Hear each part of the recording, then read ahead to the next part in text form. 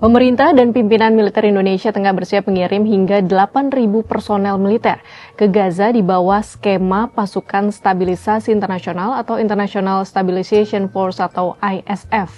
Adapun jumlah total pasukan ISF nantinya diperkirakan akan mencapai 20.000 personel. Pertanyaannya, bagaimana masa depan ISF di Gaza?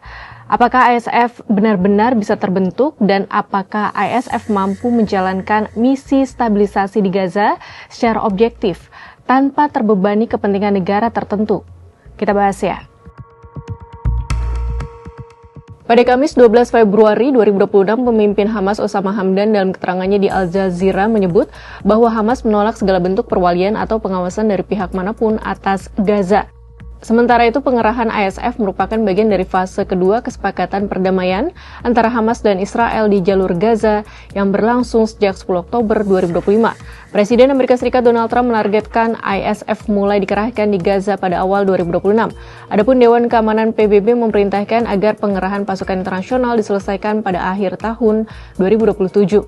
Visi ISF mencakup dukungan atas demilitarisasi Gaza, membongkar infrastruktur kelompok bersenjata, dan melucuti senjata yang digunakan oleh kelompok-kelompok tersebut.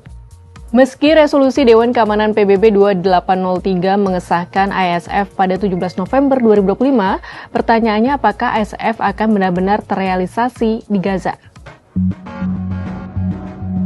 Peneliti Operasi Perdamaian dan Politik Palestina dari Norwegian Institute of International Affairs, Cedric de Koning dan Erik Sker, dalam publikasi Global Policy Journal 29 Januari 2026 menyoroti melemahnya legitimasi ISF.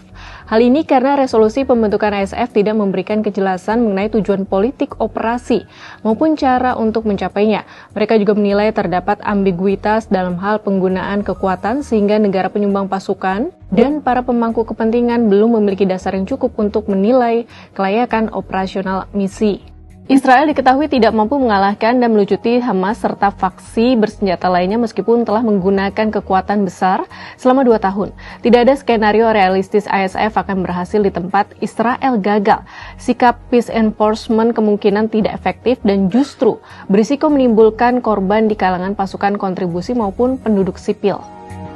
Selanjutnya, Koning dan Sker menjelaskan bahwa rencana perdamaian Gaza juga tidak memiliki kejelasan mengenai kondisi akhir yang ingin dicapai.